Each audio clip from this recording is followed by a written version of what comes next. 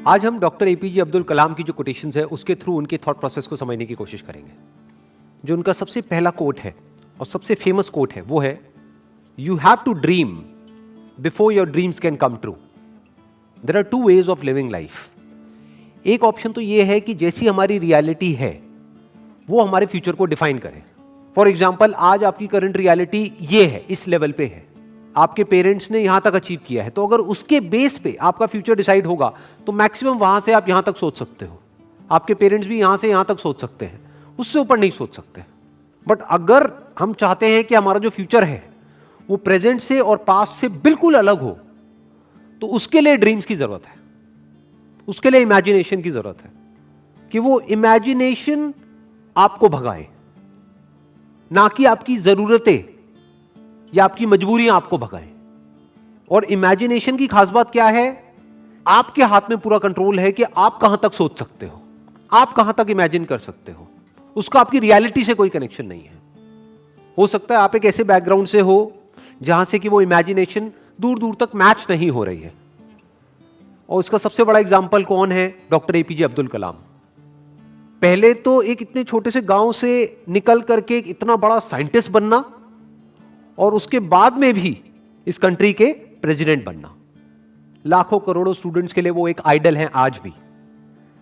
अगर जिस बैकग्राउंड से वो आए, जो उनकी रियलिटी थी, अगर उसके बेस पे उनका फ्यूचर डिसाइड होता तो कभी भी वो इसका 1% भी अचीव नहीं कर पाते जो उन्होंने अचीव किया।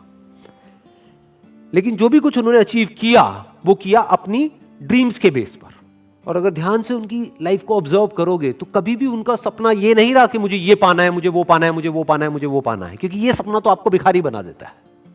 उनका सपना हमेशा से ये रहा है कि मुझे ये करना है, मुझे ये करना है, मुझे ये करना है, मुझे ये करना है, अब ये कर लिया, अब ये करना है, अब ये कर लिया, अब मुझे ये करना है, अब ऐसे कॉन्ट्रीब्यूट करना है, अब ऐसे शेयर करना है। इनफैक्ट एक आदमी की असली पहचान इससे नहीं होती कि उसको कितना मिला है, क्योंकि अगर इसी से होती तो सबसे ज्यादा लाइफ में किसको मिलता है? एक भिखारी को। पूरी जिंदगी सिर्फ मिलता ही मिलता है। तो एक आदमी की असली पहचान इससे नहीं होती कि उसको कितना मिला है, बल्कि इससे होती है कि उसने क्या दिया है। तो अगर उनकी लाइफ को आप ध्यान से ऑब्जर्व करोगे तो आप एक ही चीज नोट करोगे कि उन्होंने सिर्फ दिया ही दिया है। बड़ी सिंपल लाइफ जी है उनकी लाइफ को अगर आप ऑब्जर्व करोगे, बहुत ही simple life, down to earth life. और लाइफ का सिर्फ एक ही मिशन रहा है कि किस तरीके से मैं कंट्रीब्यूट कर सकता हूं, किस तरह से जो आने वाली जनरेशन है उसको इंस्पायर किया जा सकता है, किस तरह से बच्चों के अंदर जो एक स्पार्क है जो हर बच्चे में होता है उस स्पार्क को इग्नाइट किया जा सकता है। यही उनकी पूरी लाइफ का मिशन रहा है। ऐसी लाइफ कैसे पॉसिबल हो पाई? On the basis of dreams, on the basis of imagining the future as he wanted. In fact जानवरों में और इंसानों में सबसे बड़ा फर्क यही है। जानवरों को उनकी जरूरतें भगाती है, उनकी मजबूरियां भगाती है, उनकी भूख भगाती है। बट इंसान होने का असली मतलब यह है कि आपको आपकी जरूरतें ना भगाएं, बल्कि आपकी सोच भगाए, बल्कि आपकी ड्रीम्स भगाए, बल्कि आपकी इमेजिनेशन भगाए। आप फ्यूचर को खुद इमेजिन करो, जैसा फ्यूचर आप चाहते हो अपने लिए, और फिर उस फ्यूचर को क्रिएट करो। That is the power of being human. इसीलिए कहा जा रहा है you have to dream before your dreams can come true. तो मैंने अपने अलग अलग सेशंस में कई बार ये बात बोली है, लेकिन ये बात इतनी इंपॉर्टेंट है कि एक बार और बोलनी बनती है यहां पर। 90% से ज्यादा लोग लाइफ में इसलिए फेल नहीं होते हैं कि वो कुछ बहुत बड़ा सोचते हैं और उसको अचीव नहीं कर पाते हैं। वो इसलिए फेल होते हैं क्योंकि वो बहुत ही छोटा सोचते हैं और उसको अचीव कर लेते हैं, यानी कि उनकी ड्रीम्स होती ही नहीं है। लोग इसलिए नहीं फेल होते हैं कि उनकी बहुत बड़ी ड्रीम्स थी और वो पूरी नहीं हुई। लोग इसलिए फेल होते हैं क्योंकि एक्चुअल में उनकी कोई ड्रीम्स थी ही नहीं। Next quote is, man needs his difficulties because they are necessary to enjoy success. इस कोटेशन की जो डेप्थ है वो वही समझ सकता है जिसने एक्चुअल में बहुत बड़ी सक्सेस लाइफ में अचीव करी हो और जिसने बहुत बड़े बड़े फेलियर्स भी देखे हो। बिल्कुल इसी तरीके से यहां पर क्या कहा जा रहा है कि पानी की इंपॉर्टेंस सिर्फ वो आदमी समझ सकता है जो कभी प्यास से तड़पा हो। खाने की इंपॉर्टेंस वो आदमी समझ सकता है जिसने भूख देखी हो, जिसको बचपन से ही 56 भोग मिला है, जितनी उसकी भूख थी उससे बहुत ज्यादा मिला है। क्या उसके लिए खाने की कोई वैल्यू है? बट जो आदमी 2 दिन से भूखा है उसको आप कुछ रूखा सूखा भी दोगे तो उसकी क्या वैल्यू है उसके लिए, वो सिर्फ वही आदमी जानता है। ऐसे ही सक्सेस का मतलब सिर्फ वो आदमी समझ सकता है जिसको सक्सेस मुश्किल से मिली हो, जिसके बाप ने कुछ किया और करके एक लेवल तक पहुंचा और उस बच्चे को ले जा करके कुर्सी दे दी और वहां पर बिठा दिया। वो कभी नहीं समझ सकता कि सक्सेस का मतलब क्या है। इनफैक्ट सक्सेस को वही आदमी डीपली इंजॉय कर पाएगा और ज्यादा टाइम तक इंजॉय कर पाएगा जिसको वो सक्सेस बहुत ही मुश्किल से मिली हो, जो उसके लिए बहुत तड़पा हो। इसको आप इस तरीके से कह सकते हो कि एसी का मजा एक्चुअल में किसको आ सकता है? जिसने गर्मी को फील किया हो, जिसने गर्मी को एक्सपीरियंस किया हो। जैसे मुझे अपने एक बचपन की एक बात याद है, when I was I think around 8 to 10 years old, तो हमारे घर में पंखे होते थे। तो हमारे एक रिलेटिव होते थे, उनके घर में एसी लगा था। उस वक्त एसी बहुत कम घरों में होता था, आज तो कॉमन हो गया है। मुझे अभी भी एग्जैक्ट याद है वो फीलिंग, जब मैं उनके घर जाता था तो वो जो एसी वाला कमरा था, जैसे ही उसका गेट खोलता था और वो हवा पड़ती थी, ये अंदर थोड़ी देर के लिए बैठने को मिल जाता था, तो क्या फीलिंग आती थी वो मैं ही जानता हूं। That was like heaven on earth. जबकि देखा जाए तो क्या है कि एसी तो है। अब ये फीलिंग क्या कभी उस बच्चे को मिली होगी जो पैदा ही एसी में हुआ?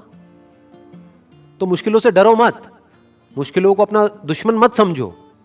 मुश्किलें आपकी एक्चुअल में दोस्त है, क्योंकि जितनी ज्यादा आपने मुश्किलें सही हैं, जितने ज्यादा आपने फेलियर्स देखे हैं, उतना ही ज्यादा आपको मजा आने वाला है जब आपको सक्सेस मिलेगी। Next quote is, it is very easy to defeat someone but it is very hard to win someone. किसी को भी हराना बहुत आसान है। कैसे हराना? चाहे फिजिकली हराना, चाहे बातों में हराना।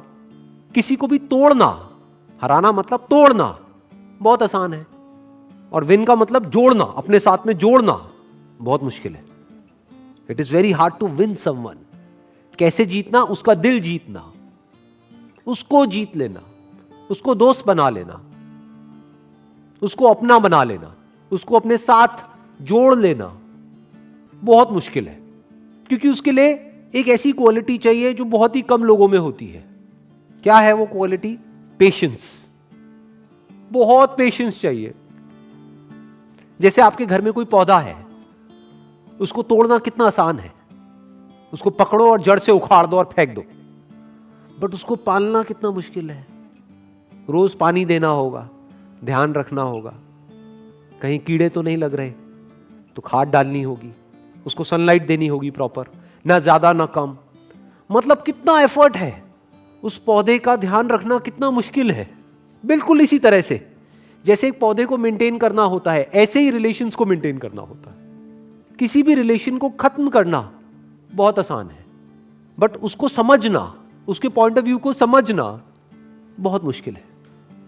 और मजे की बात क्या है, हमारा जो पूरा का पूरा एजुकेशन सिस्टम है, it is all about defeating someone, not winning someone.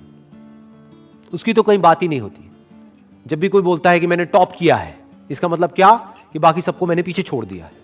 देखो मेरे को ये मेडल मिला है, गोल्ड मेडल मिला है। क्यों? क्योंकि मैं रेस में फर्स्ट आया हूं। मतलब क्या? मैंने बाकी सबको हरा दिया है। I have defeated everyone else.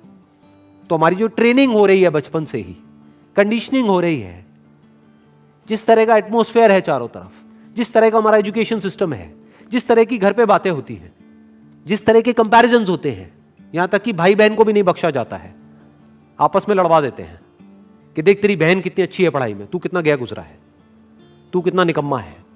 तो ये क्या किया जा रहा है? कंपटीशन करवाया जा रहा है और एक दूसरे को पीछे छोड़ने की कोशिश करी जा रही है। चारों तरफ किसी दूसरे को हराने के बारे में सोचा जा रहा होता है। तो ये तो हमारी रग रग में दौड़ रहा है। किसी को तोड़ने के लिए जो चाहिए वो तो हमारी रग रग में दौड़ रहा है। तो सवाल ये उठता है कि किसी को जोड़ने के लिए, किसी से जुड़ने के लिए और किसी को अपने साथ जोड़ने के लिए, किसी को अपना बनाने के लिए क्या क्वालिटीज हमारे अंदर होनी चाहिए, वो समझना पड़ेगा और वो अपने अंदर डेवलप करना पड़ेगा। उसके अंदर सबसे बड़ी क्वालिटी होनी चाहिए पेशेंस। दूसरी होनी चाहिए केयरिंग एटीट्यूड, कि ये नहीं कि आप पूरी तरह से सेल्फिश हो जाओ, अपने बारे में सोच रहे हो। सामने वाले की केयर करनी होगी, सामने वाले की जो फीलिंग्स है उसकी केयर करनी होगी। अगर दूसरे वे में देखा जाए तो एक तरफ से क्या हो रहा है, जब आपने किसी को हराया तो जिंदगी भर के लिए आपको एक दुश्मन मिल गया, क्योंकि अब वो मौका ढूंढेगा आपको हराने का, और आज नहीं तो कल आपको हराएगा। वो किसी भी तरीके से आपको हराएगा। तो आपको क्या मिला? किसी को हरा करके एक जीत मिली छोटी सी, लेकिन जिंदगी भर के लिए एक दुश्मन मिल गया।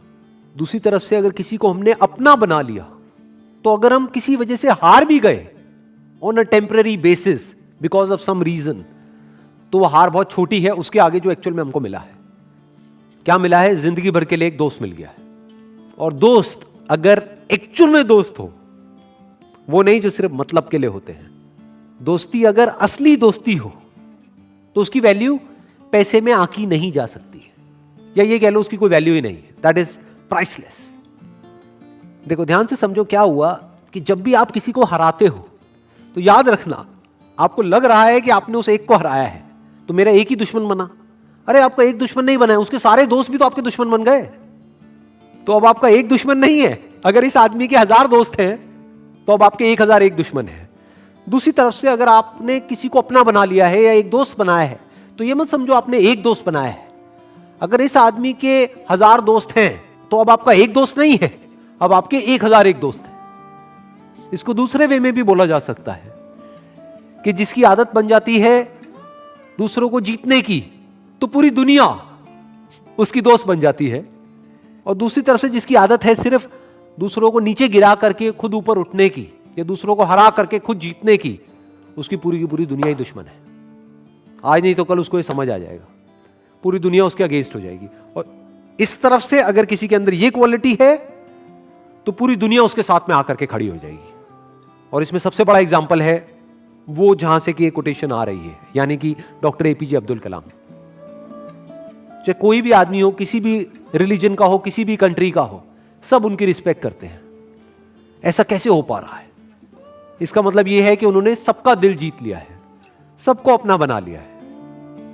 अभी आप लोग जो मुझे वीडियो में देख रहे हैं, मैं आपको स्ट्रांगली रिकमेंड करूंगा कि डॉक्टर एपीजे अब्दुल कलाम की एक बायोग्राफी है जो कि गुलजार साहब ने लिखी है। वैसे मैंने अपने पहले भी एक वीडियो में रिकमेंड करी थी, लेकिन अभी तक आपने अगर नहीं सुनी है तो I strongly recommend you all कि एक बार जाकर के आप उसको सुनो, तो उससे आप और अच्छे से समझ पाओगे डॉक्टर कलाम को और उनकी विजन को और उनके मिशन को। Wish you all the very best. Thank you so much.